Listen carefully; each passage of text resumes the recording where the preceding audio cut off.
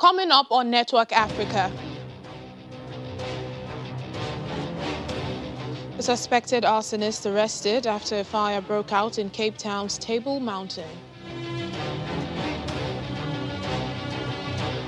The military in Chad kills 300 rebels as part of efforts in combating insurgency in the country. Plus, Malawi's President Lazarus Chakwera sacks senior officials over alleged embezzlement of COVID-19 funds.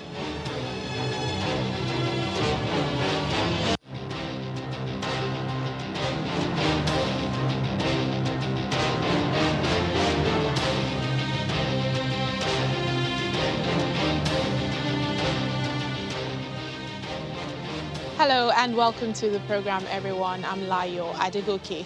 Let's begin with stories and happenings that made headlines over the weekend. A wildfire in South Africa to another train crash in Egypt and Libya starting its COVID-19 vaccination drive. On Sunday, 4 train carriages derailed in Egypt's Kalibia province, north of Cairo, injuring 98 people. This is the second deadly rail accident in Egypt in a month. 11 people have been killed after the carriages derailed at a station near Touf on Sunday afternoon as it traveled north from the capital, Cairo, to the city of Masura. The cause was not immediately clear, but President Abdul Fattah al-Sisi ordered an investigation. The rail authorities said the driver and his assistants, as well as 8 station officials, had been detained. Egypt's railway system has a poor safety record, which many observers blame on a lack of investment by successive governments and poor management. Libya began vaccinating its elderly days after the country's new unity government launched a long-delayed COVID-19 vaccination program, saying turnout was positive.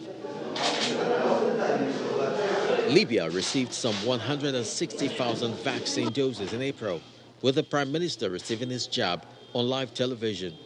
While Libya is richer than its neighbors due to oil export, the country's healthcare system has been strained by years of political turmoil and violence, and it has struggled to cope during the pandemic. Prime Minister Abdul Ahmed Bibe called the vaccination campaign kick-off moment a blessed day in the fight against COVID-19 after receiving his shot without saying which vaccine he had been given. An official in South Africa's Cape Town Mayoral Committee says one person has been arrested in connection with the fire that has razed several historical buildings and also forced evacuations. Police are investigating a possibility of the fires being an arson after the suspect was spotted by residents. Meanwhile, South African emergency workers have evacuated 3 17-story residential buildings overlooking Cape Town as a huge fire burns along Table Mountain. The University of Cape Town's historic library was also badly damaged. South African firefighters are battling to control a blaze which is burning out of control on Table Mountain. The wildfire spread rapidly towards Cape Town overnight due to strong winds. That prompted emergency workers to start evacuating 3 17-story residential buildings overlooking Cape Town. Students have already been emptied out of the University of Cape Town. The university is largely built on the slopes of Devil's Peak, another part of Cape Town's mountainous backdrop where the fire originated. Several campus buildings were set ablaze, including a library housing historic books and scripts. The fire started early on Sunday near a memorial to Cecil Rhodes. Properties damaged include a popular hikers restaurant and a thatched roof Mostet mill. Built around 1796, it is South Africa's oldest working mill. City officials confirmed that one suspect has been detained on Sunday night on Devil's Peak. That's amid speculations that additional fires may have been started and whether the original fire was deliberately lit in an act of arson. Officials say 2 firefighters sustained injuries and have been hospitalized for treatment. Our South Africa Bureau Chief Betty Dibia joins us now for more on this. Hello, Betty. Good to see you. What is the update at this time concerning the fire? Has it been put out? Thank you, Layo. With regard to putting out the fire, we heard directly from the fire manager of the Table Mountain that it will take a number of days for the fire to be put out. But what we got from the officials is that it's been contained. Then, a few minutes later, we were also told that they've recorded flare-ups in different areas. Remember, in Cape Town, it's very windy. And especially that area where you have the Table Mountain is extremely windy, and that's what made the spread of this fire quite rapid, much more rapid than expected yesterday when the fire started in the morning. Well, this is quite a devastating incident, you know, the fire destroying historic buildings and sites. Have authorities been able to really establish what the cause of this was? We understand, you know, an suspected arsonist has been arrested.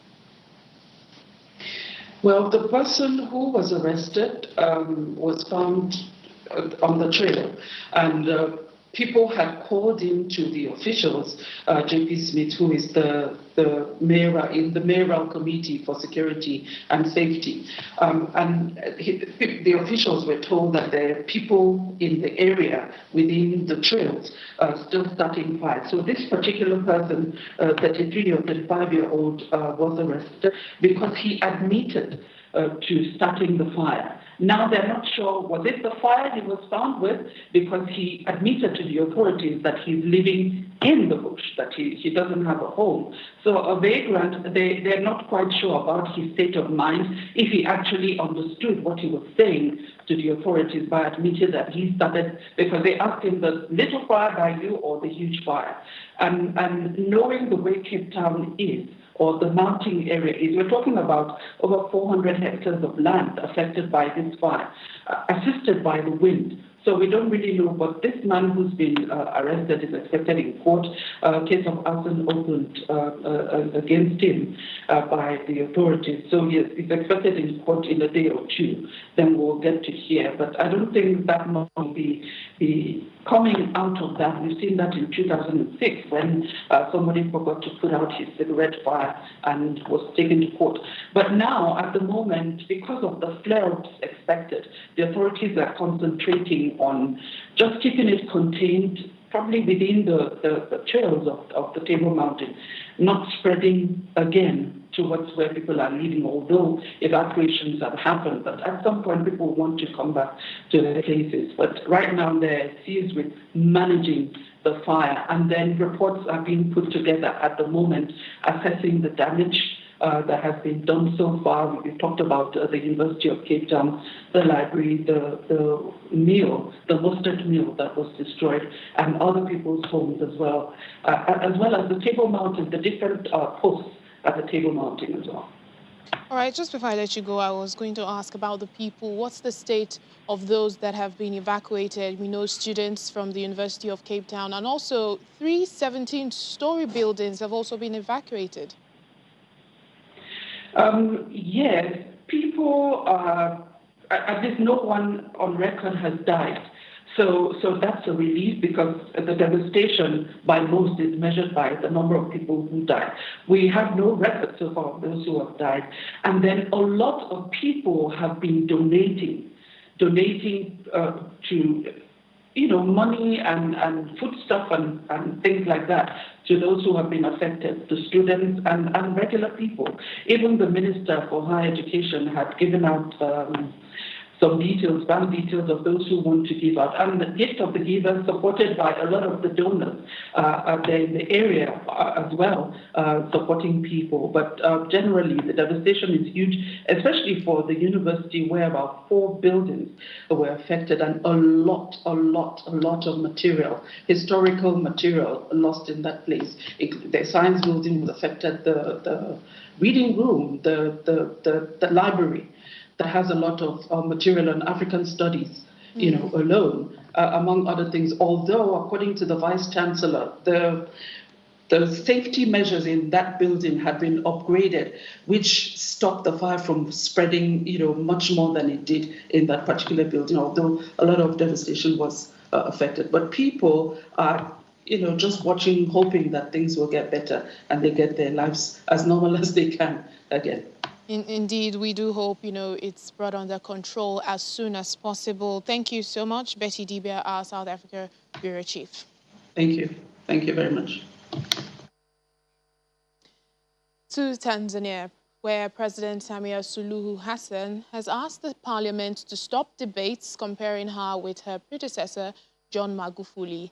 She says she's disappointed that the parliament was discussing her differences with the former president, who died on March 17th, rather than focusing on the government's agenda. The president, who has been hailed for being unafraid to take the country in a new direction, says she and her predecessor were one thing, and that she was focused on continuing the work that Mr. Magufuli had started. President Samia became Tanzania's first female president after the death of President Magufuli.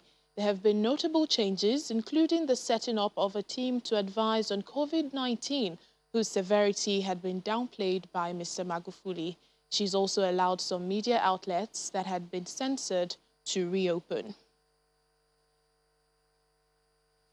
Well, here in Nigeria, members of the Judiciary Staff Union of Nigeria, JUNSUN, have today begun a nationwide protest to press home their demands on the implementation of financial autonomy for state legislature and judiciary.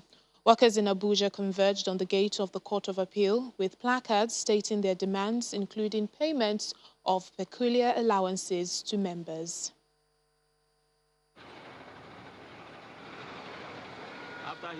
Judiciary workers in Nigeria have been on strike since April the 6th this year, leaving courts across the country under lock and key. Like their counterparts across the states, Judiciary Staff Union converged on the entrance to the Court of Appeal in Abuja in a nationwide protest to press home their demands.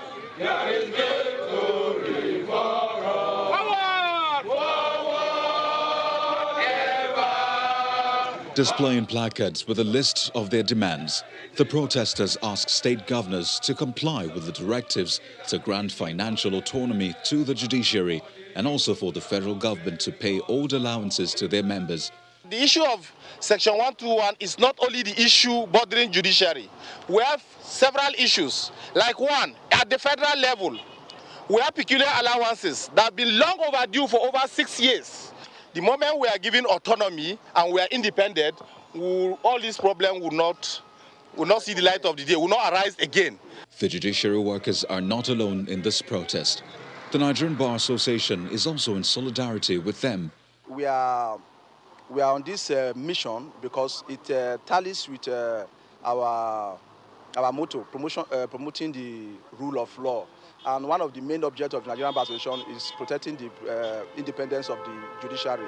After a brief road walk at the national headquarters, the lawyers then drive in a convoy to the National Assembly, where they intend to engage lawmakers on the issues.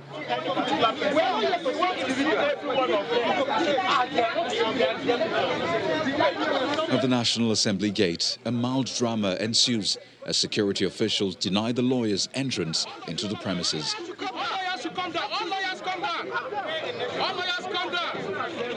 Moments later, some officials of the NBA addressed journalists. Injury to one is injury to all. So we want a situation where the entire states of the Federation will comply with the provisions of the Constitution. What we want is a pure implementation of the provisions of the law. Absolutely. And the governors have no choice but to comply. The 2-week-old strike by the judiciary workers is no doubt affecting the services of this important arm of government. And further delay in addressing this problem could mean more trouble for an organ of government that many look up to for help. Still ahead on the program.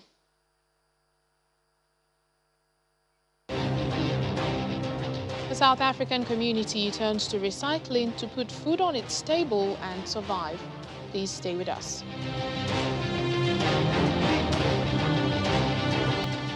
Welcome back to the program. We continue with security matters. The Chadian army says it had killed 300 rebels who waged a major incursion into the north of the country 8 days ago. Spokesperson for the military says the raid by the Front for Change and Concord in Chad also claims the lives of 5 government troops. Azem Bemandoa adds that 36 soldiers had been wounded in Saturday's fighting and 150 rebels taken prisoner, including 3 senior officials. A heavily armed rebel group launched a raid from its rear base in Libya on April 11th, the same day as Chad's presidential election. The government now says the rebel offensive in the provinces of Tibesti and Kanem is over.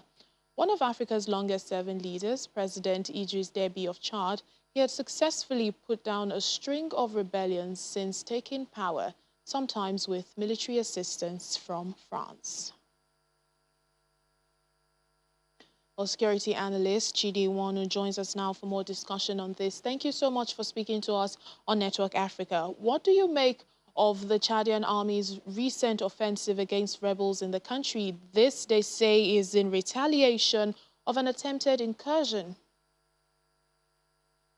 Hey, good afternoon. Thank you for having me.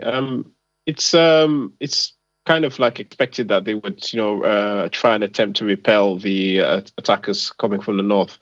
What's interesting is that whilst the ground forces seem to have performed a little bit better this time than the last time they had an attack coming from this direction, it might be a little bit premature to count this as an overwhelming success. There is still another column, advancing towards N'Djamena that is not being detected or not being intercepted, and the assessment from Chad's allies seems to be quite gloomy. The Americans have ordered non-essential staff out. French have declined to intervene. So, this is still maybe the first part of a much larger kind of play. Well, Chad and, its neighboring countries have been battling insurgency for a while now. However, do you think, there are lessons other countries who are also fighting, Islamic militancy can learn from Chad? Well, not in this particular case, because this is less to do with Islamic militancy and just straightforward, people wanting to take the control of the country from Idris Deby, who was just won an election, we use that with inverted commas, through and has held on to power through fair means and foul. He himself took power using exactly the same means, attacking the government and overthrowing it. And the guy he overthrew took power by the same means. So this is just a Chadian tradition of how people generally challenge leaders. And the poker card here, or the hidden joker, is the French, and whether France will intervene, as they always seem to do, to defend Deby from rebel attacks, or whether they'll sit back and watch how things play out. But it's more likely than not that if the rebels get too close to the capital, the French will intervene. All right, then. Thank you so much, security analyst CHIDI NWAONU, for your thoughts. Thanks for having me.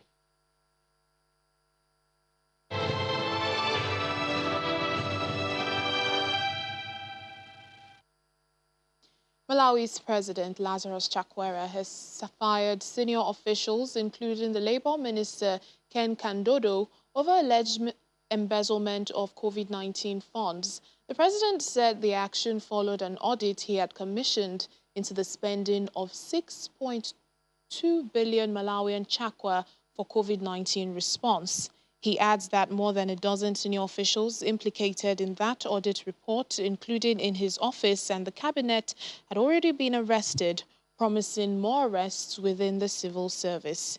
The Labour Minister has been accused of diverting 613,000 Malawian chakwa of the COVID-19 funds to pay for travel expenses to South Africa. Malawi has so far recorded more than 33,000 cases of COVID-19 and over 1,100 deaths.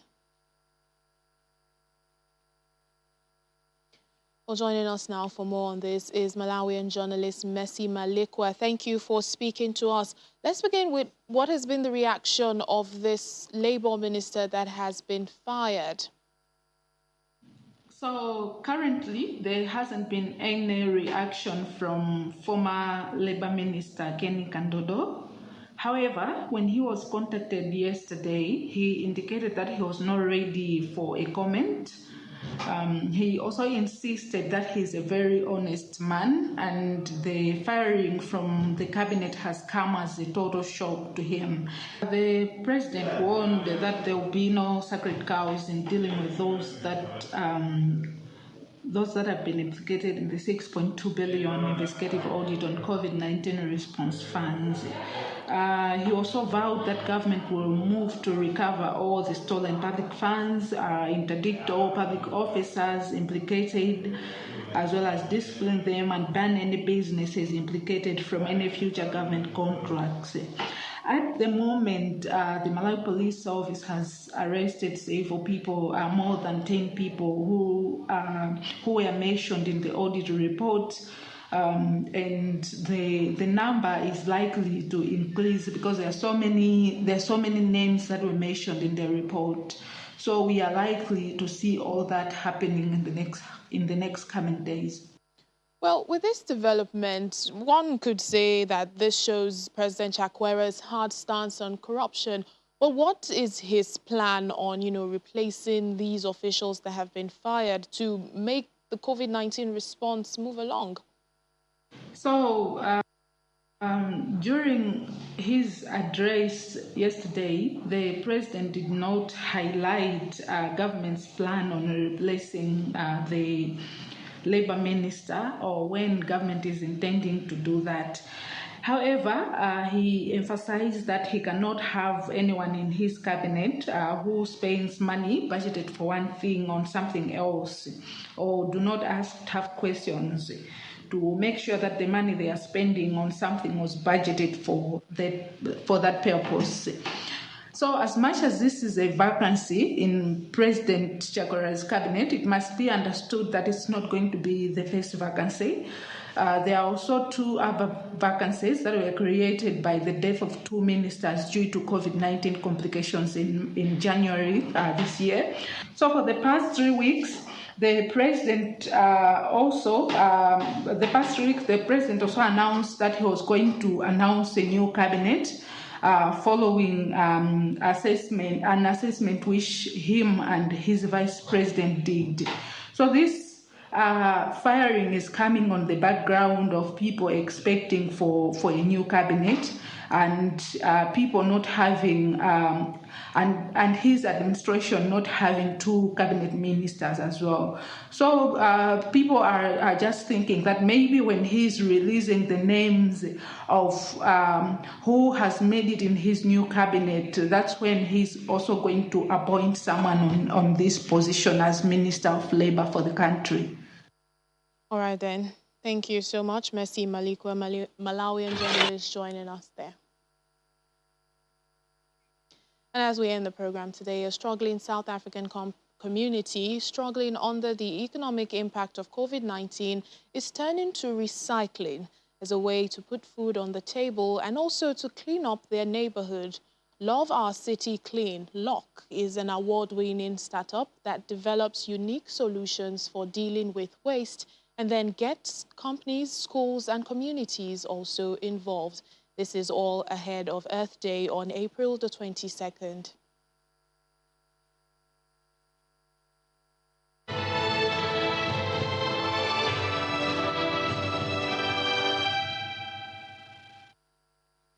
That's it on the program today. Thank you so much for watching. I'm Layo Adegoke.